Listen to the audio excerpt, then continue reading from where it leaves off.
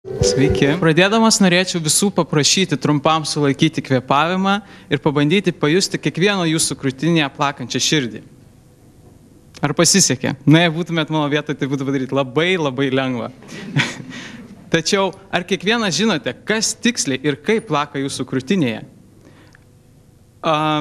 Būtent širdis ir ar tiksliai žinote, kas plaka jūsų krūtinėje? Atrodo stebuklinga. Ši jūsų širdis pradeda plakti nuo 3-osios gyvybės įsižiebimo savaitės, dar motinos įsčiose, kai jūs buvote mažesnis už vandens lašą ir nepilsdama dirba, būdama kumščio dydžio, visą likusį gyvenimą. Širdis priskiriama gyvybiškai svarbiems organams.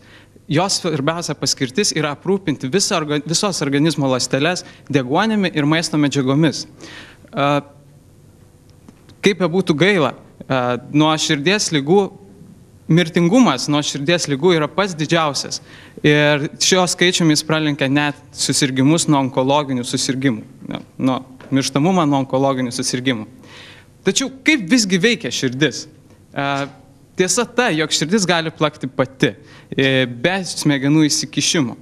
Širdį sudarančios raumenų ląstelės vadinamos kardiomiocitais, iš kurių vienos pačios geba sukurti, generuoti elektrinį signalą, kuris nusklinda širdimi, priversdamas susitraukti joje esančias raumenų ląsteles. Šį procesą tikriausiai ne vienas esame matęs atitinkamos siužeto filmuose, kuomet iš krūtinės išplėšta širdis vis dar plaka žmogaus rankose. Tačiau širdžiai netrukdomai savarankiškai plakti trukdo mūsų supanti aplinka, kuri nuolatos keičiasi.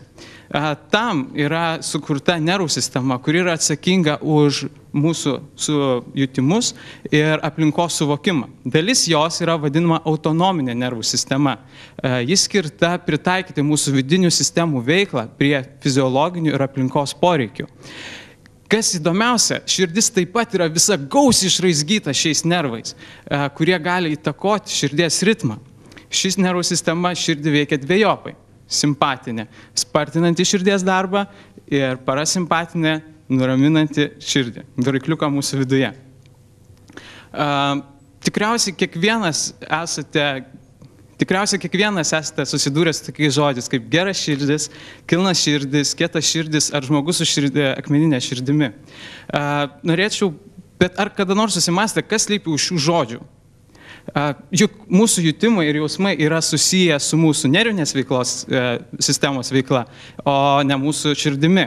Taigi, širdėje esantis, kas yra įdomu, jog ir širdėje yra daugybė šių nervų ir jų skaičius gali skirtis net ir tų pačių organizmų viduje.